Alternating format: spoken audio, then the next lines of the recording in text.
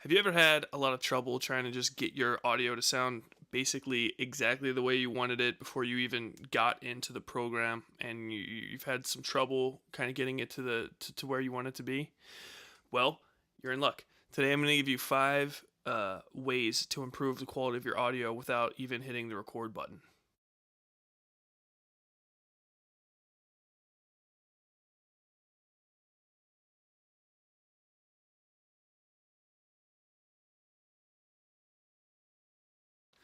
One of the main and best ways to improve the quality of your sound recording is just going to be generally checking the environment that you're in. It should be the first thing that you always go through.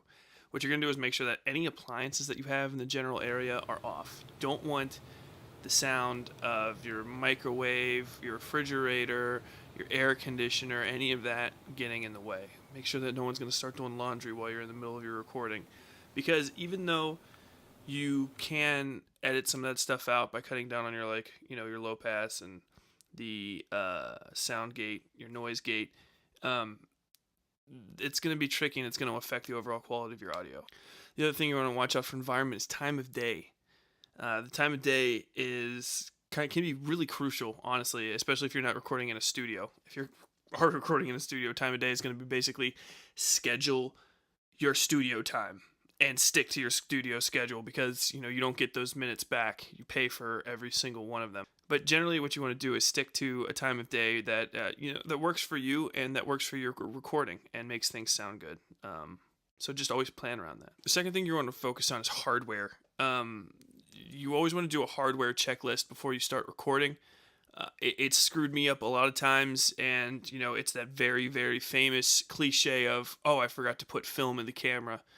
If you're working with audio, that's I forgot to plug in the microphone, I forgot to hit record. Those things can be real kicks in the ass. Making sure that you have enough file space left for your recording, especially if you're going on the road. I don't know what kind of podcast you do specifically, but if you're out in the field, is going to be when you're the most vulnerable. Batteries and memory, always bring extras. The third thing that you're going to go through is software, which is a great immediate follow-up to hardware. And I strongly suggest as kind of a hidden sixth item to this list that you just make a checklist for yourself that you can go through and just kind of mark everything off top to bottom, and then you're never going to miss anything. One of my biggest mistakes that I've made in the past and that cost me a shitload of time was I had forgotten to reselect the Rode mic that I used to record off of this one, and instead of recording off the Rode mic, I recorded off the computer's native built-in webcam speaker, and I actually spent 5 to 10 minutes after that trying to fix that audio because I thought I had messed it up somehow and that I was recording at the wrong level, but no, I was recording off the terrible webcam microphone. And it's just a checklist thing. It was super easy to fix. Basically, I just had to replug my mic in so the computer would recognize the drivers, and then it populated into GarageBand, and I selected it. Hey, if you're a fancy person and your recording system doesn't need that stuff, then you probably don't need these tips anyway, you smarty pants. I don't need you making fun of me. Am I using GarageBand? All right? I get enough of that from other people in the community. A lot of people like to record and play back stuff to hear, and that's good. You should always do that. But one of the things that's going to most accurately give you a representation of how your sound's gonna come across is by using your computer's levels, because the volume and what comes back through your audio, your speakers and stuff, or your headphones is going to be affected by the volume on your player, the volume here, but the only thing that's actually measuring what's coming on the recording is going to be your actual your decibel meter. And generally, without going into specifics, consider that thing on a 1 to 10 scale, and you want to be recording with your lowest at about 5 and your highest at about 8. Once you get up into 9 and 10, you're going to have breaks. Your pops are going to get caught up, and the higher ends of your stuff is going to get shaved off by the upper limits of the recording. And if you get too low, things aren't going to get picked up. And once you try to noise gate and clean up your audio, the noise gate's actually going to cut off a lot of the softer, lower sounds of your voice, which is gonna make it sound a little less rounded. The fourth thing you want to do is take care of your voice and make sure that you and your actual physical body is set up to record that day. One of the most common things that you see from people and you see from amateur podcasters and people that aren't ready to be recorded or don't have a lot of experience is bad microphone placement and lack of preparation in their chest and mouth. And you're not Pavarotti. You're not exactly going to be singing arias and stuff. But generally, if you want to reduce mouth sounds, which are those kind of pops and clicks you hear from your tongue working on the roof of your mouth, it's like little bubbles of spit actually popping between your tongue and stuff. That was gross, and it's gross and distracting. You'll hear it when you're editing. You hear it in other podcasts. You're always like unless you're into ASMR, which is a type of weird non-pornographic porn that people are into because the internet's a place of miracles in 2018. The best way to avoid those, especially mouth sounds, is to be well hydrated, and to keep your mouth clean.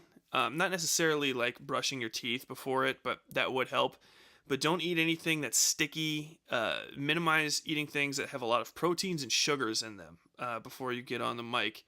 So, those things are going to build up layers of, chemicals in your mouth to not get gross, but it basically increases the viscosity of your spit. And that's going to make it way easier to be bubbly and poppy and catchy. So if you're well hydrated, you're not, you're drinking water and stuff, you're generally going to be fine. The actual distance from your mic is going to affect that too. So the closer you get this, you can kind of hear my mouth popping a little bit, and then I move further away and it's fine. So if you don't know how microphones work, don't worry about it. I'm not going to get into it. But basically, right around here is actually where the best recording zone is. It doesn't make maybe immediate sense, but think of just like this camera that I'm looking into. Right here is kind of out of focus. Back here might be, a little too far away. But right here is where it's in focus. And these things are pre-focused, basically. You can find the wave path for the microphone on the box or in your manual, and it'll show you that there's a little like this shape around it. It's kind of like a beach ball with a big band pulled around it, and you kind of want to be in the sweet spot of it. It's gonna make a big change in the way that your voice sounds, and it's gonna make it a lot easier to work with in post. I like to speak at an offset.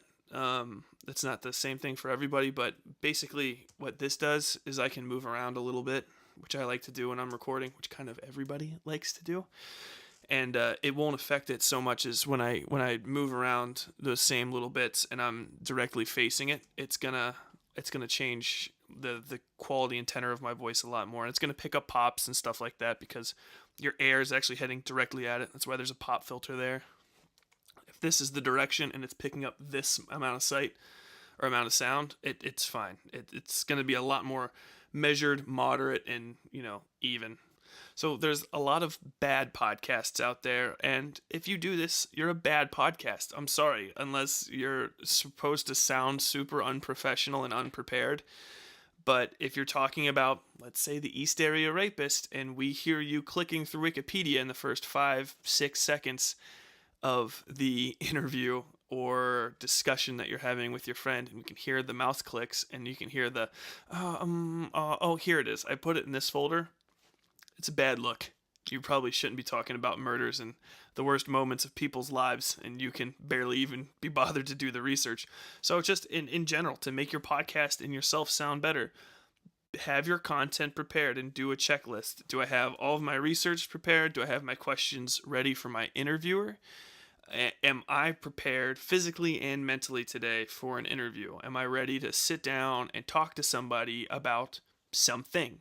Am I interested in them? Am I engaged? And try to get yourself there.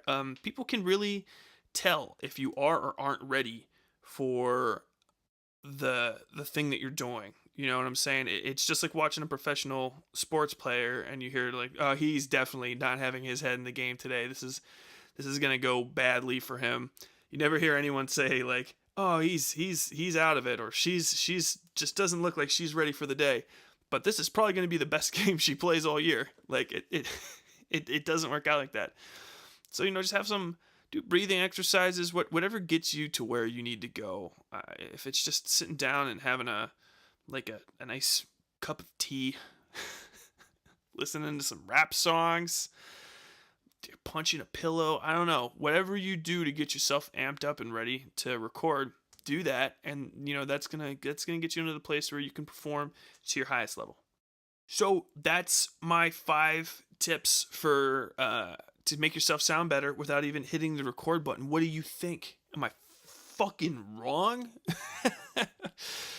If you think so, tell me in the comments down below. If you want to learn more about me, or you want to listen to my podcast, if you're interested in some horror and dark fiction stories written and read by me, the truly creepy and always awful Tyler Bell, then go ahead and check out westsidefairytales.com.